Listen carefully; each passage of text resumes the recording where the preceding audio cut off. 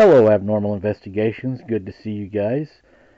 It's been another stormy day here in Oklahoma. I'm just now getting a chance to record. It's late at night, but I've got a good encounter that I want to share with you guys, and I think you're going to really enjoy it. I hope everybody out there is doing good. It's good to see you guys.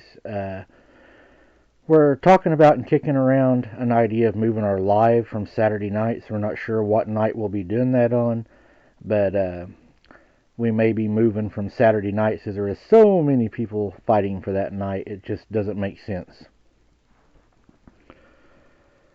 This story takes place in a small town in Alabama. At the time, I was around 11 or 12. I was in an apartment complex living with my dad and stepmother. There was a small playground on the property, and I would sometimes play out there as a kid. Only, I rarely ever did because of an odd, unexplainable occurrences. That day was different. I was cooped up in my room for too long and wanted to go out and play on the swings. So I let my stepmother know where I was going and headed out to play. You see, from the beginning, I had an uneasy feeling about this place. Over the years, it just got worse, but that day, I really wanted to be outside. This was a big mistake. I wish I'd never even played near the playground. Behind it was a wooded area with an abandoned road, as well as a creepy abandoned church supposedly used for storage. I hated that church, and every time I passed it, it gave me the chills. My stepmother told me to stay away from the woods every time I went out to play, but that day my curiosity got the better of me. I was a dumb child, but this time I still don't know why I did it, but I did. I was on the swing set like any typical kid, basking in the sun. Everything was sunshine and rainbows, until I started hearing cries out in the woods. They was pretty close to me. The birds went dead silent, and the wind even stopped blowing. I kept hearing the wailing of an infant.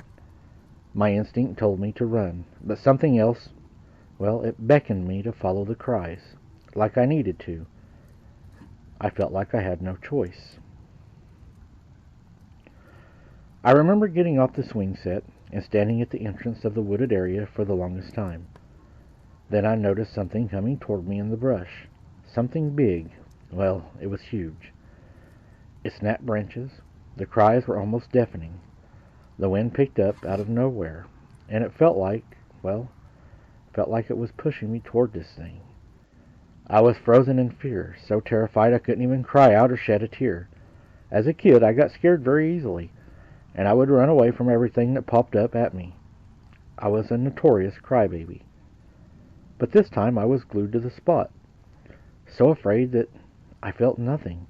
My mind was completely blank, and I was just empty of all thoughts. This fear was something other than the normal typical fear. It's unexplainable, almost otherworldly. The thing I knew, this towering creature stood before me in the middle of the day.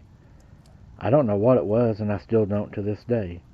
I already had so many encounters with things out there, but this thing, it felt like this ancient evil being, like it was angered that I was in its territory. The anger was colder than ice, even though the sun was out. It felt like it was far below zero. The clouds and the sky were open and the sun was out. This thing wouldn't stop looking at me with its cold, icy blue eyes. They were almost so blue that they were black. I then noticed it had something in its mouth. Something mangled. It smelled awful, like something rotted and died. I looked closer. It was a baby doll. One of those that you feed and you change its diaper. Its voice box was ripped out of its chest cavity, and the toy kept playing the chilling cries. I thought, was it for me? I thought, was it going to end up like this baby doll? Was I going to end up shredded? That doll and its rotten-smelling mouth? It was almost dog-like in its appearance, but tall like a wendigo. Only it had no antlers, Mike. That's why I believe this was a true Dogman. just because these little pointed horns, it had fur, and it wore a shredded piece of cloth, like it had tried to dress. It grabbed me by my chin with its claws. They smelled of blood and dirt. I don't know what was in me, but I managed to scream a blood-curdling scream so loud it backed away in fear. I was surprised that I even startled it when I screamed. It didn't even sound like me. My face felt like it was on fire.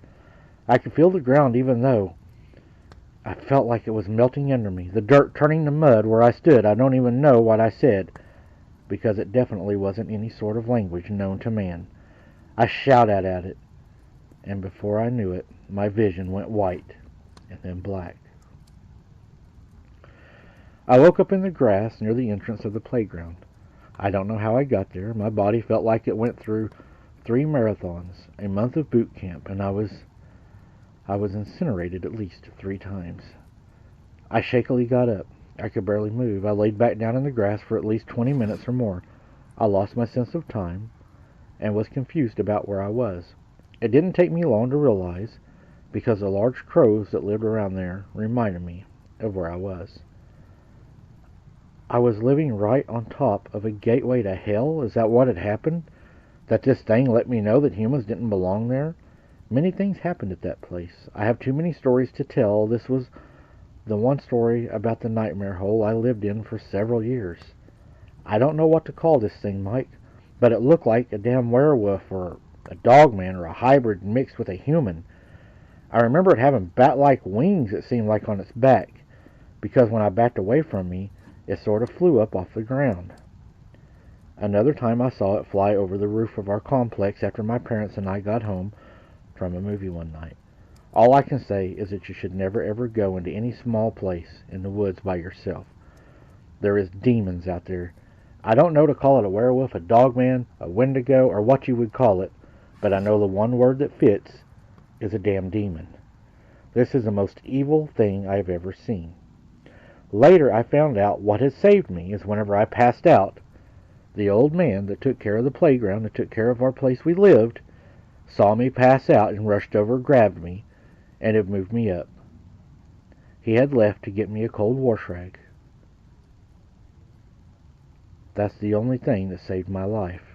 I think it would have drugged me off if it had not been for him to see me fall. I will never go back to that place. I did give this creature a name, and I know you're not supposed to name these things, but I named it the Gatekeeper, because I believe it's what kept us from the woods, that we were not supposed to go there. That's a really neat encounter, pretty scary encounter.